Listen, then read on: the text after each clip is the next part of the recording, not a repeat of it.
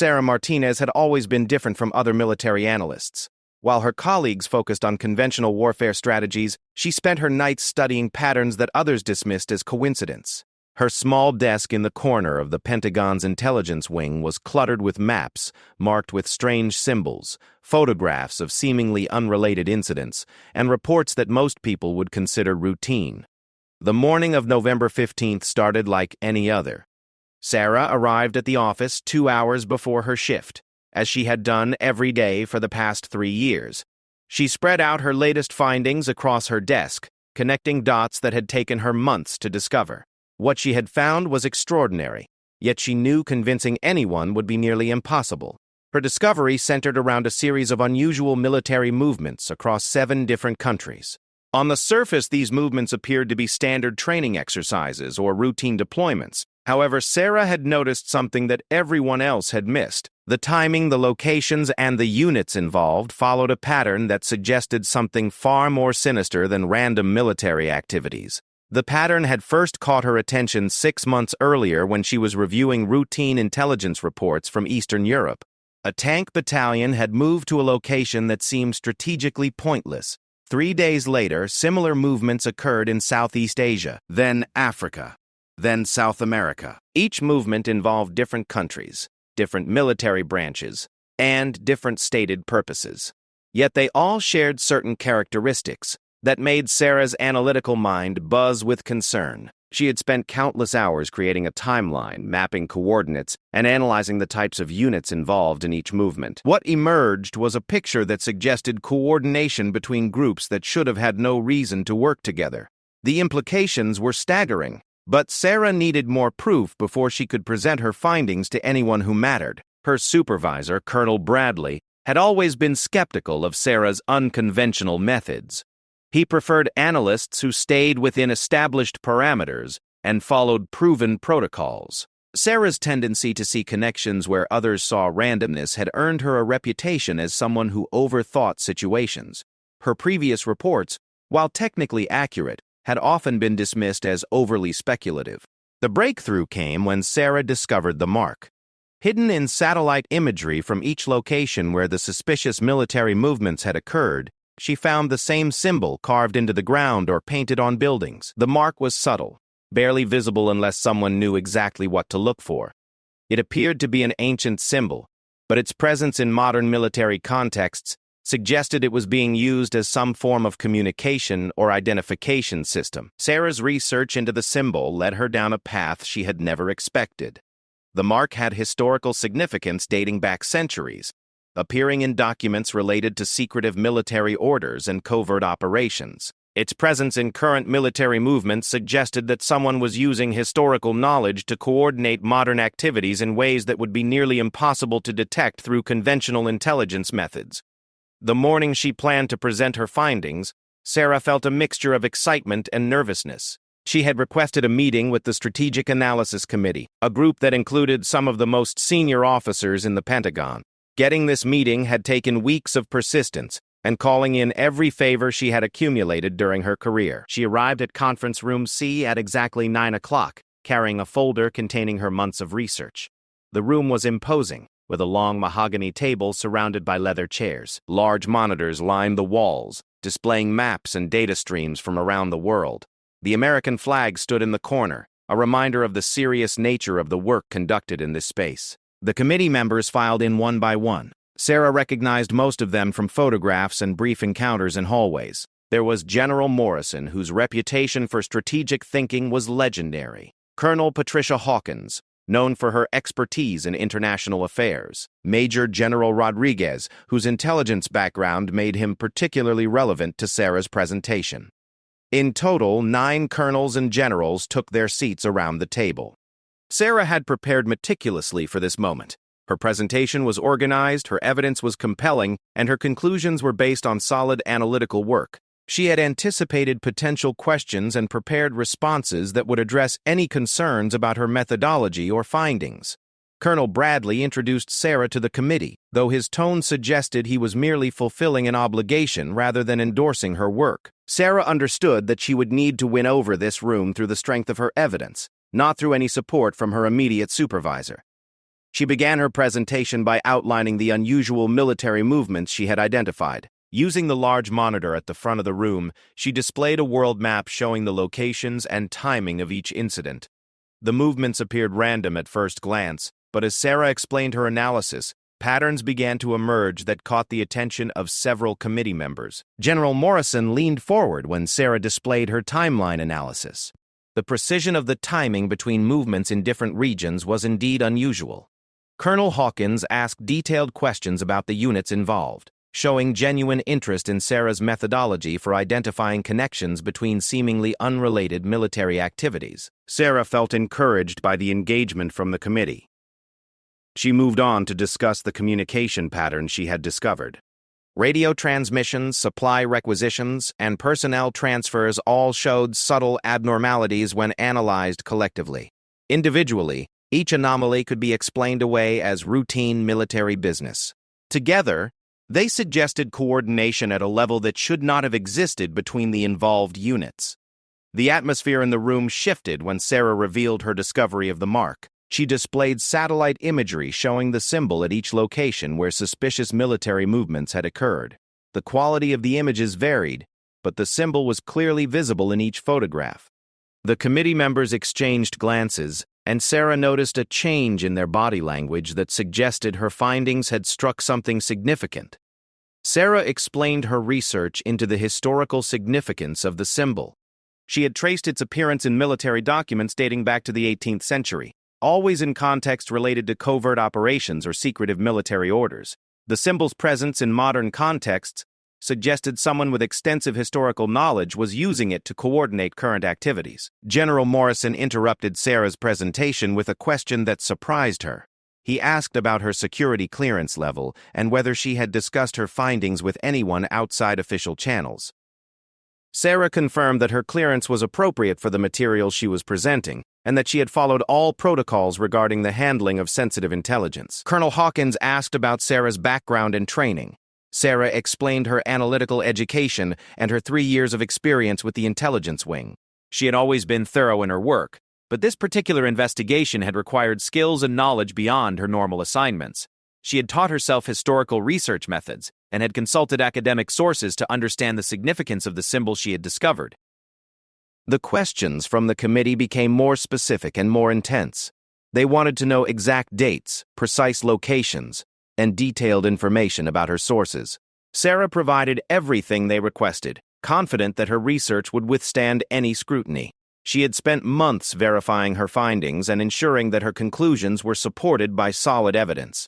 Then something unexpected happened. General Morrison received a message on his secure communication device. After reading it, he looked up at Sarah with an expression that had changed completely from the professional interest he had shown moments before. The other committee members noticed the change and watched as General Morrison typed a quick response.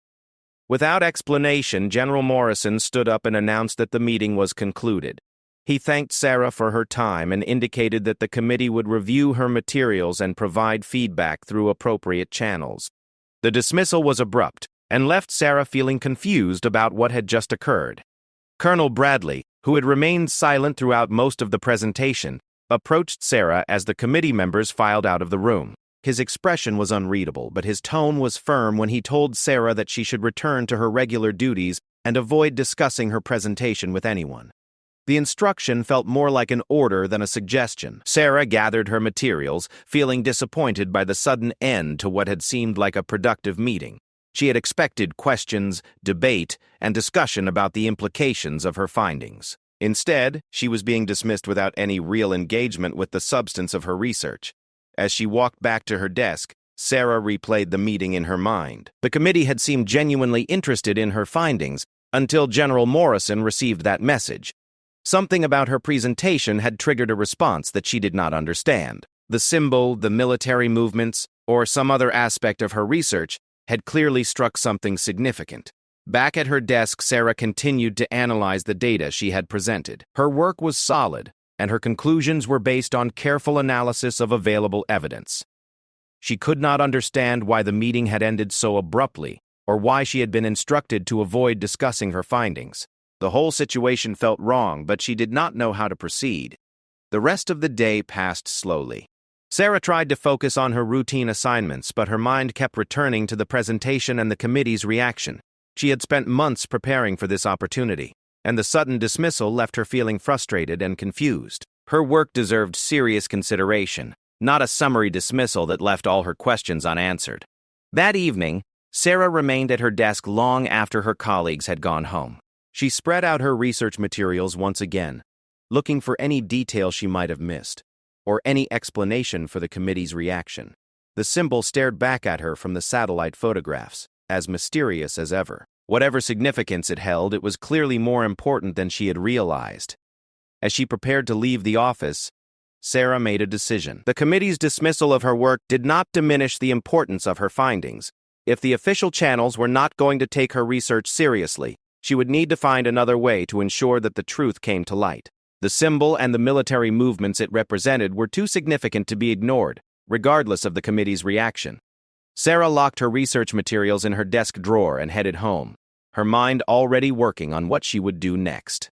The meeting had not gone as planned, but it had convinced her that her findings were more important than she had initially realized. The committee's reaction suggested that she had discovered something that people in power wanted to keep hidden. That realization only strengthened her determination to uncover the full truth behind the symbol and the military movements it represented. The following morning, Sarah arrived at work to find Colonel Bradley waiting at her desk. His expression was serious, and he was holding a folder that contained official-looking documents. Without preamble, he informed Sarah that she was being reassigned to routine data entry duties, effective immediately. Her access to intelligence databases and sensitive materials was being restricted pending a review of her work. Sarah felt as though she had been punched in the stomach. The reassignment was clearly punishment for her presentation to the Strategic Analysis Committee, though no one was willing to state that directly. Colonel Bradley explained that the reassignment was temporary, but his tone suggested otherwise. Sarah was being pushed aside because her research had made someone uncomfortable. The new assignment was mind-numbing work that required no analytical skills or creative thinking. Sarah spent her days entering basic information into computer systems, work that could have been done by anyone with minimal training. It was clearly designed to keep her busy while preventing her from conducting any meaningful research or analysis. Despite the restriction on her official duties, Sarah could not stop thinking about the symbol and the military movements she had discovered. During her lunch breaks and after work hours, she continued her research using public sources and her personal computer. She was determined to understand what she had uncovered, even if she could no longer pursue it through official channels. Her personal investigation led her to discover more instances of the symbol in historical documents available through online archives and academic databases. The mark appeared in connection with military operations spanning several centuries, always in contexts that suggested covert activities or secretive organizations. Each appearance seemed to mark significant events that had shaped military history in ways that were not widely understood. Sarah's research revealed that the symbol had connections to a secretive military order that had operated throughout European history. This organization had allegedly influenced major military conflicts by coordinating actions between different armies and nations. While most historians dismissed such claims as conspiracy theories, the evidence Sarah was finding suggested there might be more truth to these stories than academic circles were willing to acknowledge. The modern appearances of the symbol that Sarah had documented suggested that this historical organization might still be active. The military movements she had identified showed the same level of coordination and secrecy that characterized the historical instances she was researching. If her theory was correct, a secretive organization with centuries of experience was currently manipulating military activities across multiple countries. Sarah's investigation became more difficult when she realized she was being watched. Colleagues who had previously been friendly became distant and formal in their interactions with her. Phone calls to her apartment seemed to have unusual background noises that suggested monitoring. Her computer access at work was being tracked more closely than standard security protocols required. The surveillance made Sarah more cautious, but also more determined. If someone was going to such lengths to monitor her activities, it meant her research was significant enough to warrant that level of attention. She began using public libraries and internet cafes to conduct her research, varying her locations and methods to avoid establishing patterns that could be easily tracked. Through her continued investigation, Sarah discovered that the symbol had appeared in connection with several recent international incidents that had been reported as routine military exercises or diplomatic disagreements.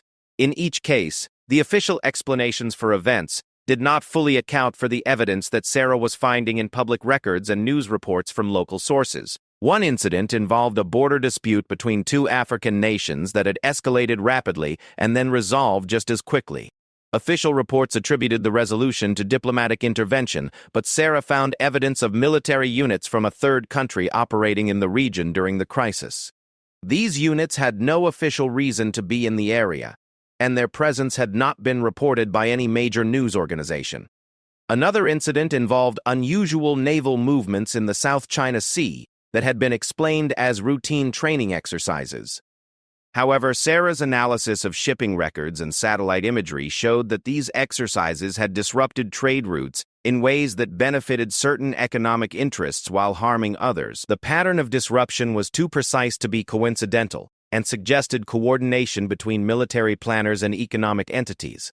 Sarah began to understand that the organization behind the symbol was not simply influencing military activities for their own sake. The coordination she was observing served economic and political purposes that benefited specific groups while remaining invisible to most observers. The military movements were tools for achieving broader objectives that extended far beyond simple military power. Her research led her to contact Dr. Elena Vasquez, a historian who had written academic papers about secretive military organizations. Dr. Vasquez worked at a university several states away, which meant their communication could occur without attracting attention from Sarah's workplace surveillance. Their conversations had to be conducted carefully, but Dr. Vasquez provided valuable context for Sarah's findings. Dr. Vasquez confirmed that historical records supported the existence of secretive military orders that had operated across national boundaries. These organizations had typically maintained their secrecy by appearing to be separate groups serving different masters, while actually coordinating their activities according to shared objectives. The symbol Sarah had discovered matched descriptions found in historical documents that Dr. Vasquez had studied. According to Dr. Haro Vasquez, these historical organizations had typically been motivated by economic interests rather than political ideologies. They coordinated military activities to create conditions that benefited their members financially, often through manipulation of trade routes, resource access, or market conditions. Their influence had shaped major historical events in ways that were not reflected in standard historical accounts. The conversation with Dr. Evo Vasquez helped Sarah understand the broader implications of her discovery. If a similar organization was currently active, it would represent a significant threat to international stability and democratic governance. Military decisions that should be made by elected officials and military leaders could be influenced by private interests, with no accountability to any government or people. Sarah realized she needed more concrete evidence to support her theories. Academic research and historical parallels were interesting, but she needed proof of current activities that could not be dismissed as speculation or coincidence. She began focusing her investigation on identifying specific individuals who might be involved in coordinating the military movements she had documented. This phase of her research proved to be the most dangerous. Sarah discovered that several high-ranking military officers from different countries had attended the same private security conferences and had connections to the same consulting firms. These connections were not widely known and required careful analysis of travel records, speaking engagements, and business relationships to identify. The pattern that emerged showed a network of military and security professionals who maintained relationships across national boundaries. While such relationships were not necessarily problematic, the specific individuals involved and the timing of their interactions corresponded with the military movements Sarah had documented. The correlation was too strong to be coincidental. Sarah's investigation revealed that this network included individuals from countries that were supposedly adversaries or competitors. Military officers from the United States, Russia, China, and European nations were all connected through the same private organizations and consulting firms. The existence of these relationships suggested coordination that would be impossible through official diplomatic channels. As Sarah delved deeper into the network, she began to receive indirect warnings about her activities. Colleagues would mention in casual conversation that people who pursued certain types of research sometimes found their careers taking unexpected turns. Her supervisor made comments about the importance of focusing on assigned duties rather than pursuing personal interests that might not align with organizational priorities. The warnings became more direct when Sarah discovered financial connections between the consulting firms and major defense contractors. The same companies that were profiting from military equipment sales were connected to the organizations that were coordinating the military movements Sarah had documented. The implications suggested that military conflicts were being manipulated to benefit specific business interests. Sarah realized she was investigating something far more serious than unusual military movements. She had uncovered evidence of what appeared to be a conspiracy involving high-ranking military officers, defense contractors, and private security firms from multiple countries.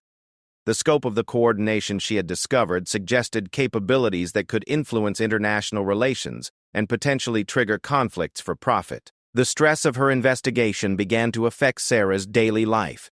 She found herself constantly looking over her shoulder and questioning whether her communications were being monitored. Sleep became difficult as her mind raced with the implications of what she was discovering.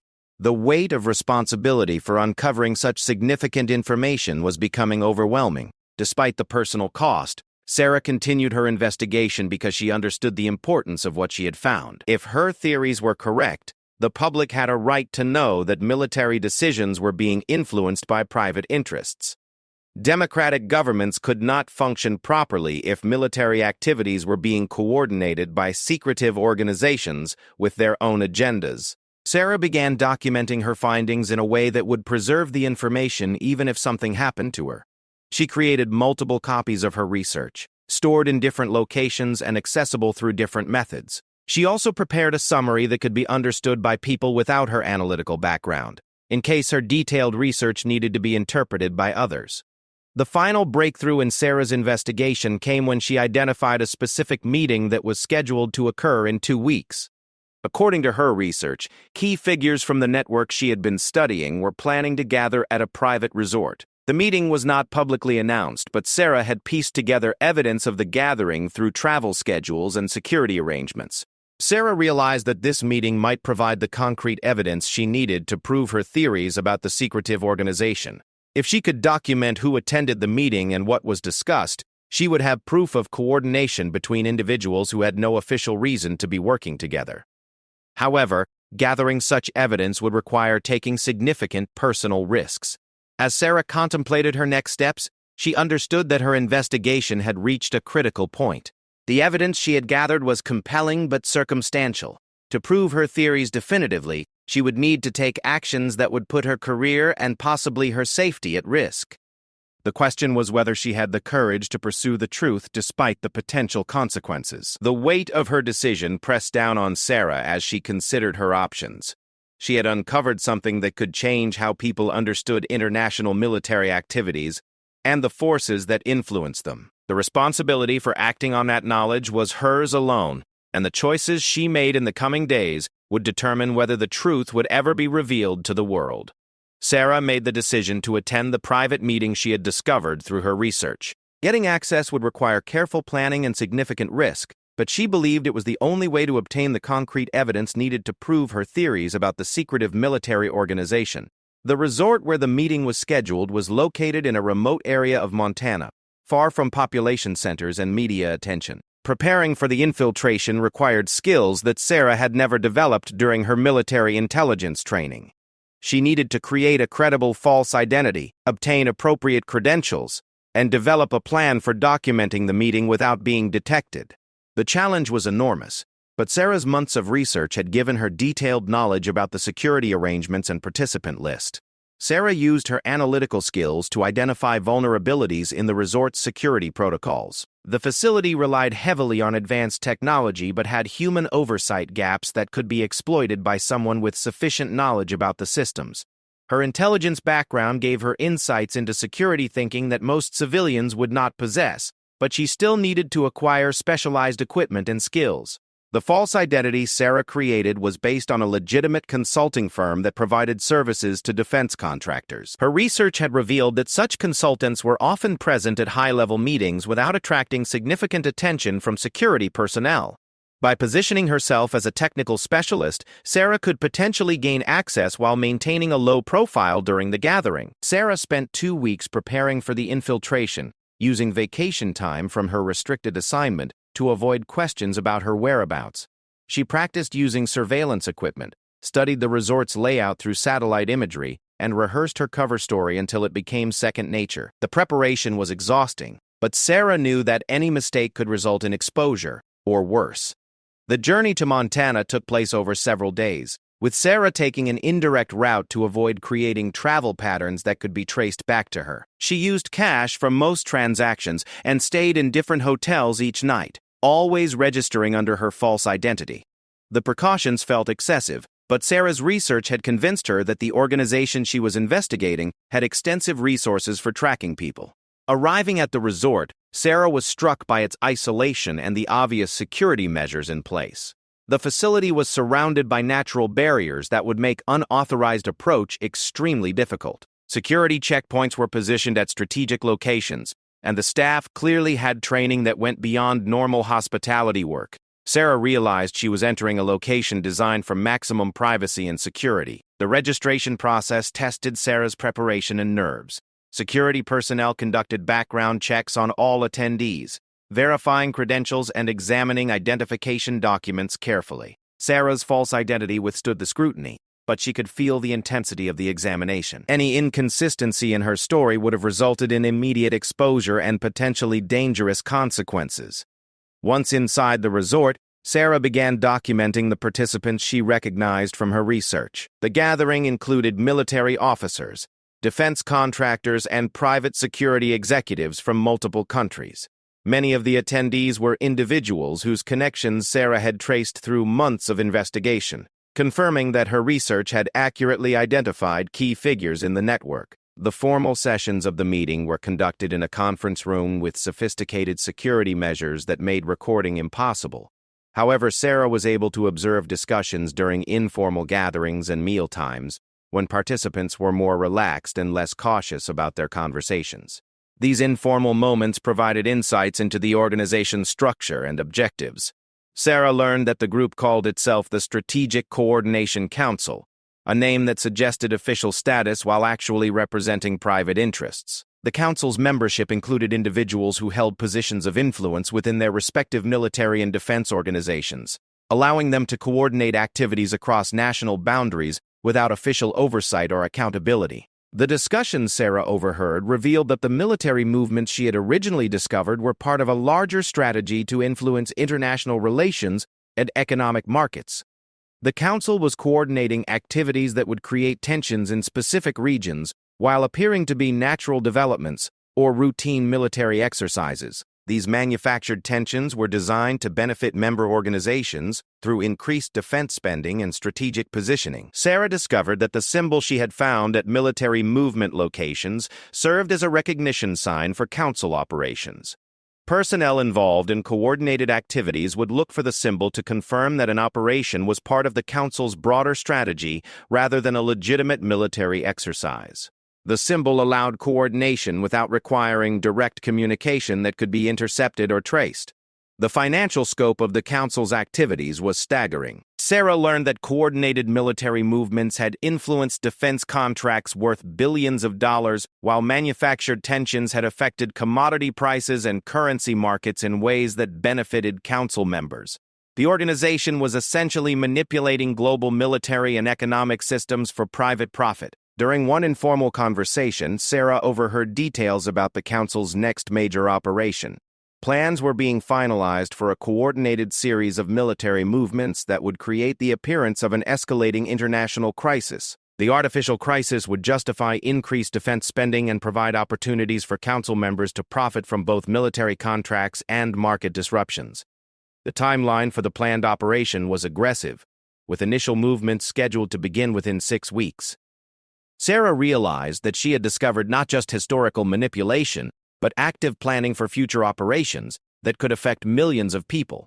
The responsibility for preventing these manipulated conflicts suddenly became personal and urgent. Sarah also learned about the council's intelligence capabilities, which explained how her own research had been detected and why she had been reassigned to routine duties.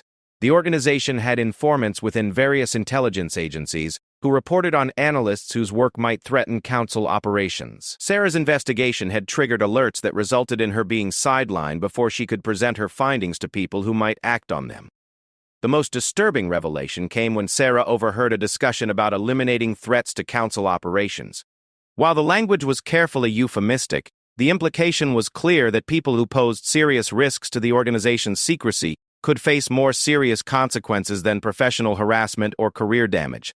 Sarah realized that her continued investigation had put her in genuine physical danger. Despite the risks, Sarah continued documenting everything she observed and overheard. She used miniature recording devices and concealed cameras to capture evidence that would support her theories about the council's activities.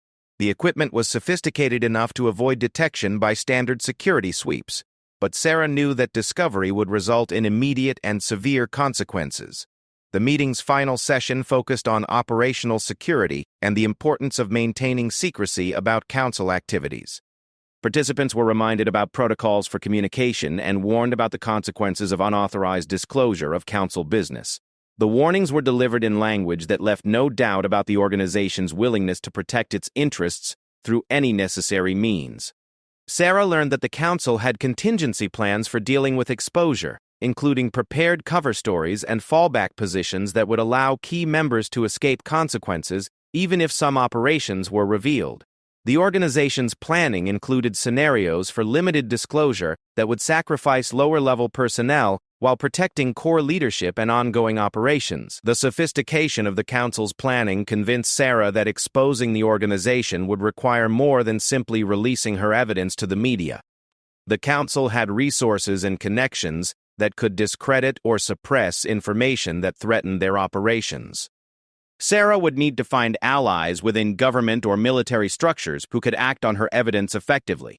As the meeting concluded, Sarah realized she had gathered enough evidence to prove her theories about the secretive military organization. However, she also understood that possessing this evidence put her in immediate danger.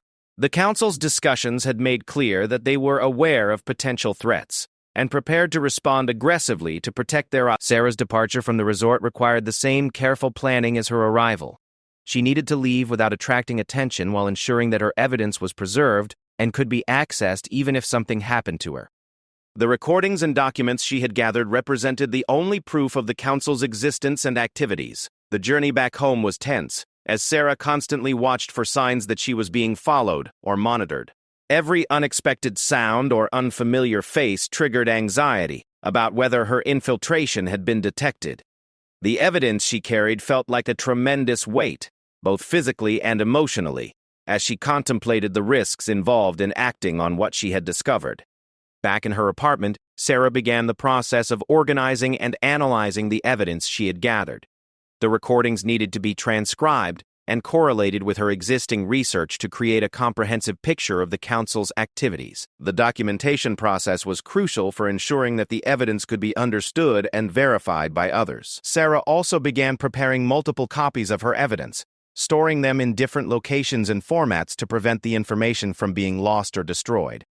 She created both digital and physical copies, with some stored locally and others placed in remote locations that could be accessed by trusted contacts if necessary. The challenge facing Sarah was determining how to use the evidence effectively. Simply releasing the information to the media might result in the story being discredited or suppressed before it could have any impact. She needed to find government officials or military leaders who were not connected to the council and who had the authority to act on her revelations. Sarah's research had identified several high-ranking officials who did not appear to be connected to the Strategic Coordination Council. These individuals represented potential allies who might be willing to act on her evidence, but approaching them would require careful consideration of how to present the information without triggering the council's contingency plans. As Sarah contemplated her next steps, she realized that her investigation had reached a point where inaction was no longer an option. The evidence she had gathered proved the existence of a conspiracy that threatened democratic governance and international stability. The planned operations she had learned about would affect millions of people unless they were exposed and prevented. The weight of responsibility was overwhelming, but Sarah understood that she was possibly the only person with the knowledge and evidence needed to prevent the council's next manipulation. Her decision about how to proceed would determine whether the truth about the secretive organization would ever be revealed and whether its planned operations could be stopped. Sarah knew she had to act quickly. The planned operations she had learned about at the resort would begin in just 5 weeks, and preventing them required immediate action from people with the authority to stop military movements across multiple countries. Her evidence was compelling, but she needed to present it to officials who were both trustworthy and powerful enough to act decisively. After careful consideration, Sarah decided to approach General Patricia Collins, the Deputy Chief of Staff for Intelligence, who had not appeared in any of her research about the Strategic Coordination Council. General Collins had a reputation for integrity and had previously taken action against corruption within military organizations. If anyone could be trusted with Sarah's evidence, it would be someone with Collins's background and position. Arranging a meeting with General Collins required navigating multiple layers of security and protocol.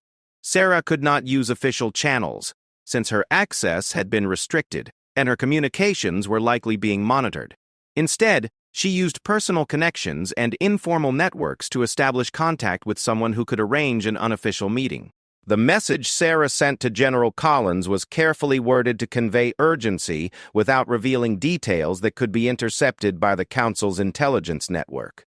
She indicated that she had discovered evidence of a conspiracy involving high-ranking military officials and that immediate action was necessary to prevent operations that could affect national security. The vague language was necessary for security, but it also risked being dismissed as the claims of a disgruntled analyst. General Collins agreed to meet, but insisted on a location and time that would provide maximum security for both parties. The meeting was scheduled for early morning at a private club in Washington that was known for its discretion and sophisticated counter-surveillance measures.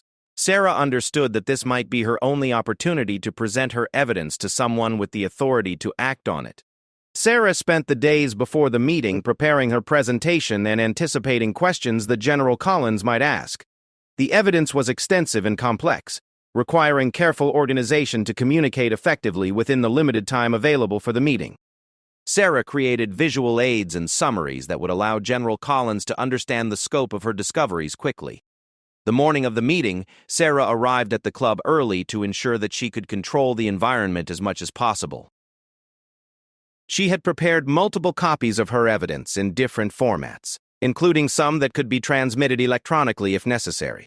The recordings from the resort were edited to highlight the most significant conversations while protecting the identities of sources who might be innocent of wrongdoing. General Collins arrived precisely on time, accompanied by a security aide who remained outside the private dining room where the meeting was conducted.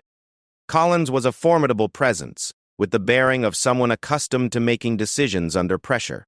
Her initial skepticism was evident, but she listened carefully as Sarah began presenting her evidence. Sarah started with an overview of the unusual military movements that had first caught her attention months earlier. She displayed maps showing the timing and locations of the movements, demonstrating the patterns that suggested coordination between units that should have had no reason to work together. General Collins asked detailed questions about Sarah's methodology and the sources of her information. The presentation of the symbol and its historical significance captured General Collins' full attention. Sarah explained her research into the mark's appearances throughout military history and its connection to secretive organizations that had manipulated military conflicts for private gain. The historical context provided a framework for understanding how similar manipulation could be occurring in the present day. When Sarah revealed the recordings from the resort meeting, General Collins's expression changed dramatically. The conversations Sarah had documented provided direct evidence of coordination between military officials from different countries and their connections to private defense contractors. The scope of the conspiracy was larger and more sophisticated than General Collins had initially believed possible. General Collins was particularly interested in Sarah's evidence about the planned operations that were scheduled to begin in the coming weeks. The artificial crisis that the Strategic Coordination Council was planning would create opportunities for profit, while potentially triggering real conflicts that could spiral beyond their control. The implications for national and international security were staggering.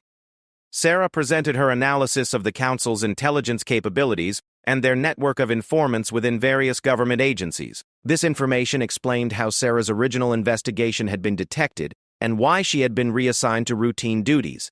General Collins realized that the conspiracy had deeper penetration into military intelligence than anyone had suspected. The financial scope of the council's activities impressed and alarmed General Collins.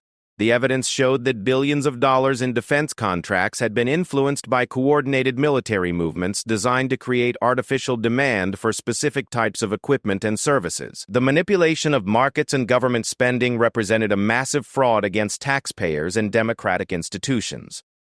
General Collins asked about Sarah's personal safety and whether she believed she was in immediate danger. Sarah honestly described the surveillance she had experienced and the implicit threats she had overheard at the resort meeting. Collins understood that exposing the conspiracy would require protecting Sarah while ensuring that the evidence could be preserved and verified independently. After reviewing all of Sarah's evidence, General Collins made a decision that would change everything. She used her secure communication device to contact other high-ranking officials who she knew were not connected to the conspiracy. Within hours, an emergency meeting was arranged with the Joint Chiefs of Staff and selected intelligence officials who could be trusted with the sensitive information. The emergency meeting was scheduled for that afternoon in a secure conference room at the Pentagon. General Collins insisted that Sarah attend to present her evidence directly to the assembled officials. The group would include 9 colonels and generals who had the authority and responsibility to act on the information Sarah had discovered. Sarah felt a mixture of anticipation and anxiety as she prepared for this crucial meeting. The officials she would address had the power to prevent the council's planned operations and expose the conspiracy, but they also represented the establishment that the council had been manipulating. The success of her presentation could determine whether justice would be served or whether the conspiracy would continue operating. The conference room where the meeting was held was the same one where Sarah had been dismissed months earlier, but the circumstances were entirely different. The officials who filed in were selected specifically for their integrity and their lack of connection to the Strategic Coordination Council. General Collins had chosen each participant carefully to ensure that the information would be handled appropriately. Sarah began her presentation with confidence born of months of preparation and the knowledge that her evidence was solid. She explained how her original research into unusual military movements had led to the discovery of a secretive organization that was manipulating military activities for private profit. The assembled officials listened intently, asking questions that demonstrated their understanding of the implications. The presentation of the symbol created an immediate reaction among several of the officials. Colonel Harrison, who specialized in historical military analysis, recognized the mark from classified documents he had reviewed during previous investigations. His recognition provided independent verification of Sarah's research and added credibility to her findings about the council's activities. When Sarah revealed the recordings from the resort meeting, the room fell completely silent. The voices of military officials and defense contractors discussing the manipulation of international relations and military operations were impossible to dismiss or explain away. The evidence was direct, clear, and undeniable proof of the conspiracy Sarah had uncovered. General Morrison, who had been present at Sarah's original dismissed presentation, apologized for the earlier treatment of her research. He explained that he had received orders to end the meeting and had been unaware of the significance of Sarah's findings. The revelation that even his communications had been monitored by the council demonstrated the extent of their penetration into military command structures. The assembled officials were particularly concerned about the timeline for the planned operations. With only weeks remaining before the artificial crisis was scheduled to begin, immediate action was necessary to prevent military movements that could trigger real conflicts. The officials began planning coordinated responses that would expose the conspiracy while preventing the planned manipulations. Sarah's evidence about the council's intelligence network prompted immediate action to identify and isolate personnel who had been providing information to the conspiracy. The officials realized that standard communication channels could not be trusted and that special measures would be necessary to coordinate their response without alerting the council to their activities. The financial evidence Sarah presented triggered discussions about coordinating with law enforcement agencies to investigate the economic crimes connected to the conspiracy. The manipulation of defense contracts and market prices represented violations of multiple laws that could result in criminal prosecutions. However, the officials recognized that legal proceedings would need to be carefully managed to prevent the conspiracy from using its influence to escape consequences. As the meeting progressed, the officials developed a comprehensive plan for exposing and dismantling the Strategic Coordination Council. The plan included immediate actions to prevent the planned operations, longer-term investigations to identify all participants in the conspiracy, and measures to reform oversight systems that had allowed such manipulation to occur. Sarah's role in the ongoing investigation was discussed extensively. Her unique knowledge of the conspiracy and its operations made her valuable for future intelligence gathering, but her safety remained a primary concern. The officials arranged for protection while ensuring that she could continue contributing to efforts to expose the full scope of the Council's activities. The meeting concluded with assignments for immediate action. Each official received specific responsibilities for preventing the planned operations and beginning the process of exposing the conspiracy. Sarah's evidence was distributed to appropriate agencies for further investigation, with multiple copies preserved in secure locations to prevent suppression or destruction. General Collins personally thanked Sarah for her courage and persistence in pursuing the investigation, despite significant personal and professional risks. The general acknowledged that Sarah's work had prevented a serious threat to national security and democratic governance. Without Sarah's dedication to uncovering the truth, the Strategic Coordination Council would have continued manipulating military activities for private gain. In the days following the meeting, the officials took swift action to implement their plan.